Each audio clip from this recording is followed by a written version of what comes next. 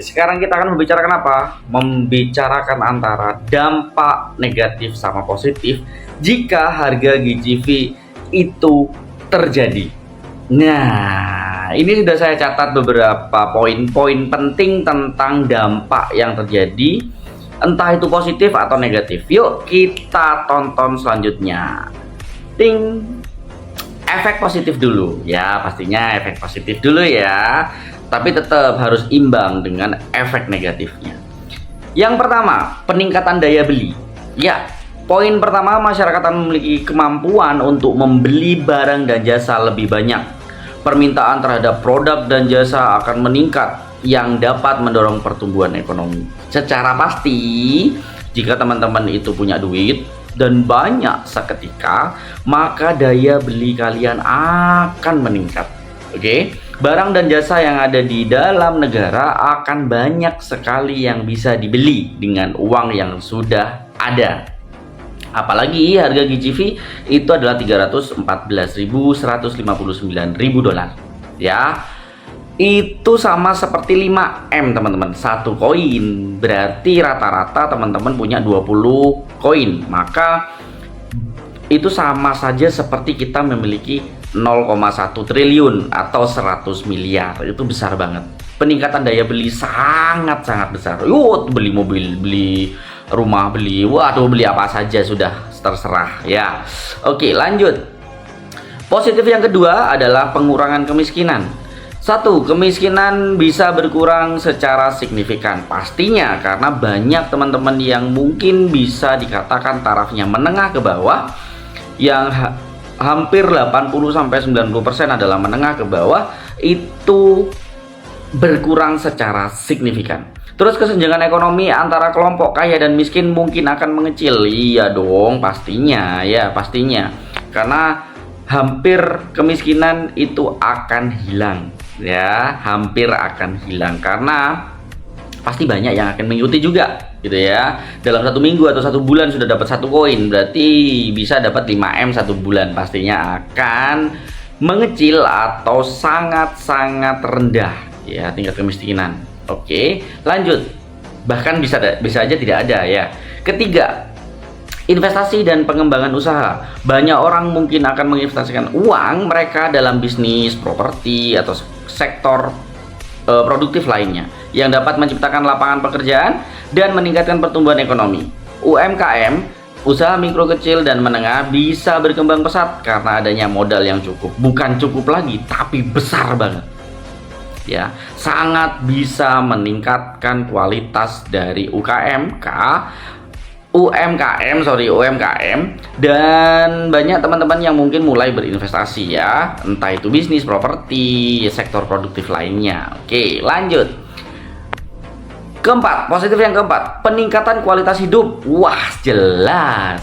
Mobil sport bro, ya 5M dong, 1 koin ya. Masyarakat dapat membeli kebutuhan dasar seperti makanan, pakaian, perumahan yang lebih baik. Mobil, ya mobil impian gitu ya. Pasti. Kedua, akses ke pendidikan kesehatan yang lebih baik juga mungkin meningkat. Bukan mungkin meningkat, pasti meningkat. Nggak mau dong ke rumah sakit yang ecek-ecek ketika sakit dan segala macam. Wah, positif sekali intinya. Lanjut. Kelima, pengurangan hutang. Nah, teman-teman yang banyak utang, pasti banyak orang mungkin akan melunasi utang mereka, yang dapat mengurangi beban finansial dan stres terkait utang. Ya, mungkin 1% dari pendapatan kita, jika GCV itu terjadi, pasti akan mengurangi utang kita. Bayar saja, bayar. Yang ada yang nagih, bayar ya. Dilebihin aja, buat emasnya aja sudah ini ya. Intinya semuanya akan dilunasi. Nah, itu adalah efek positif yang sudah saya jelaskan. Mungkin ya. Sekarang tidak imbang jika kita tidak melihat efek negatif. Nah, kita harus bisa berpikir efek positif dan berpikir efek negatif. Jadi ada 2 pola pikiran manusia. Ya, jangan terpaku dengan satu efek saja. Ya, harus imbang. Oke, efek negatifnya apa saja? Oke, kita lihat bersama-sama. Yang pertama, ketergantungan terhadap uang atau ketergantungan pada uang. Yang pertama, masyarakat mungkin menjadi kurang produktif karena merasa sudah memiliki uang yang cukup yang dapat mengurangi motivasi untuk bekerja dan berinovasi. Budaya konsumtif bisa meningkat yang tidak sehat untuk pembangunan jangka panjang. Sudah jelas bahwa ketika kita memiliki uang, ngapain lagi bekerja? Ya, ketika kita sudah punya uang, ngapain lagi kita harus capek-capek 8 jam bekerja? Apalagi kalau sudah punya 20 koin. Kan sudah 100 miliar. Bikin aja usaha, ya kan? Bikin aja, atau nanam aja, atau beli aja tanah. Nanti kita nanam, gitu ya. Sudah bisa. Atau peternakan. Ngapain juga capek-capek kerja, gitu. Jadinya efek negatifnya seperti itu. Kita tidak ada motivasi untuk bekerja lagi.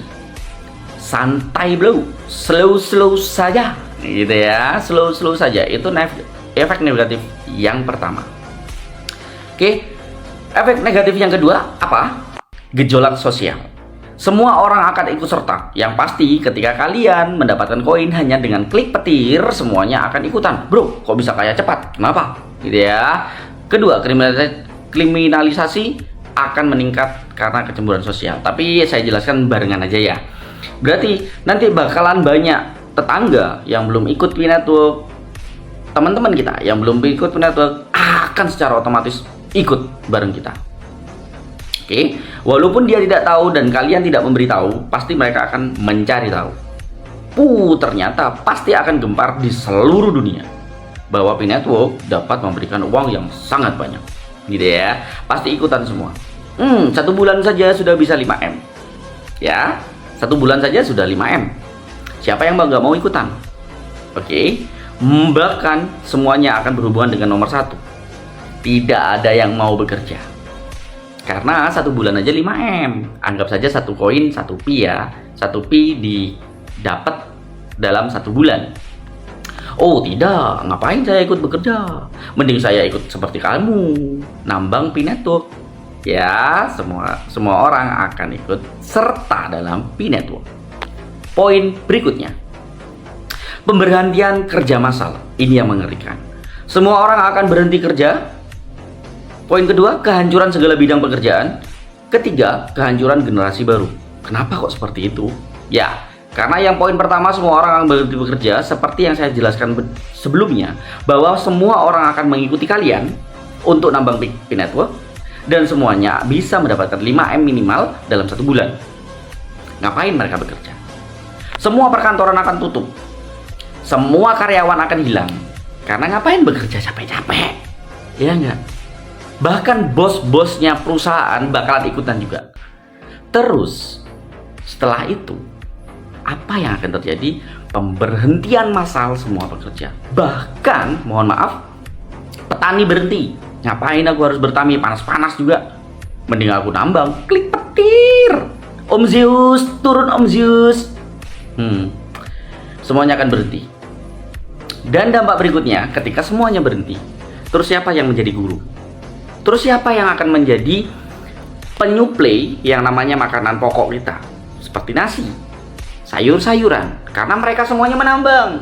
Ngapain capek-capek? Ngapain panas-panas? Kalau dalam 1 bulan bisa dapat 1M, bahkan 5M.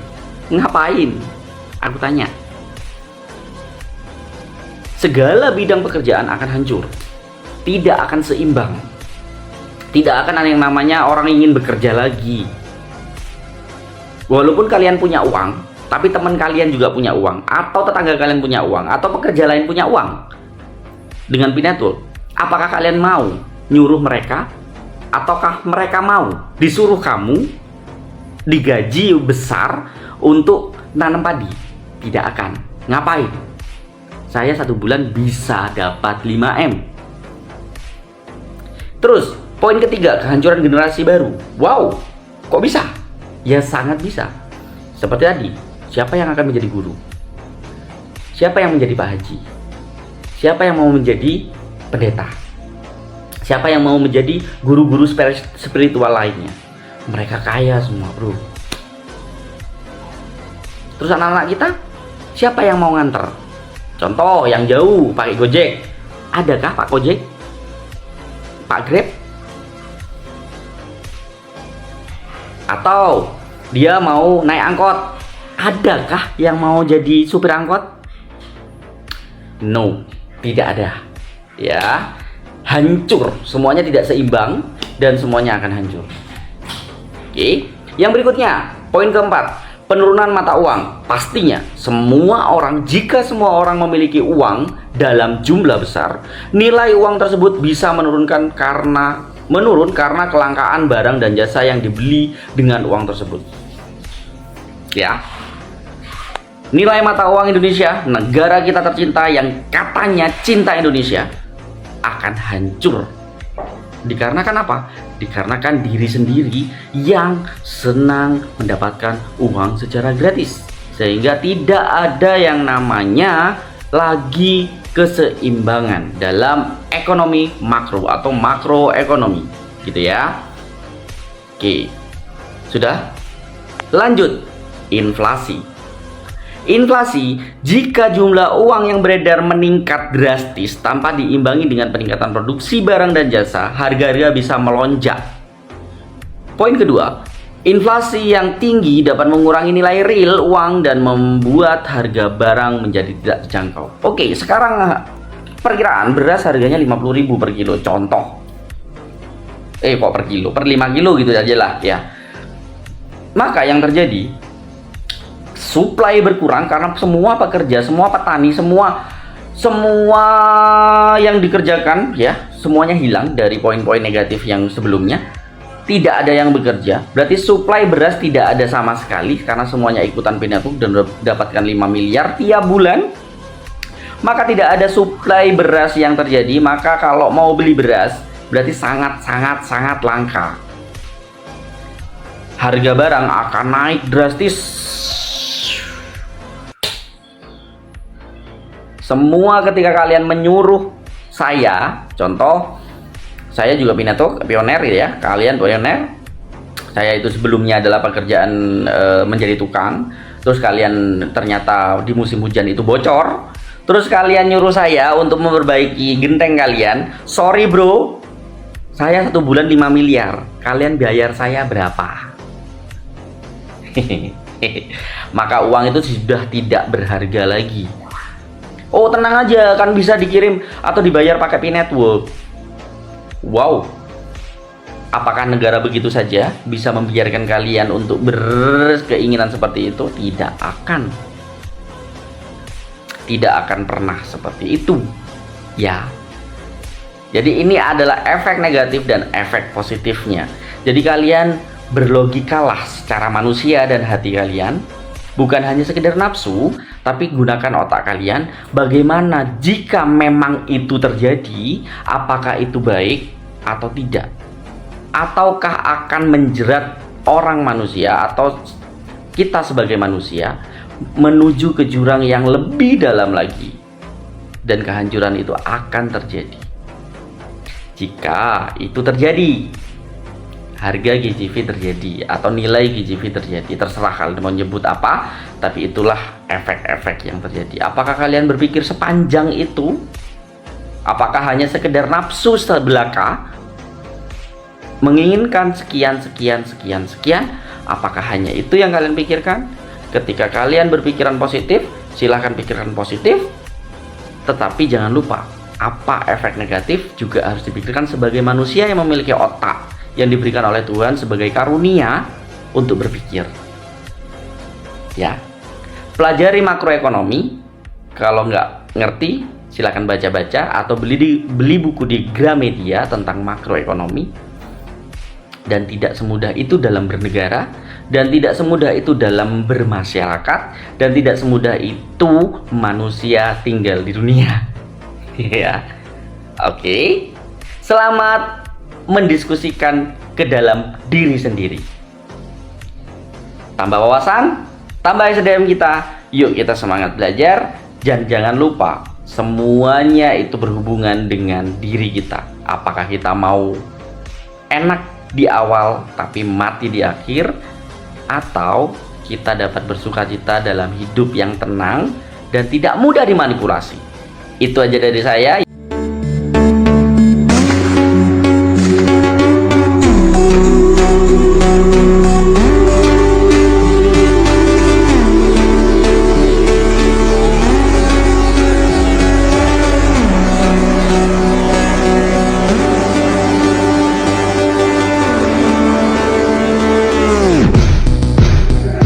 Tinggal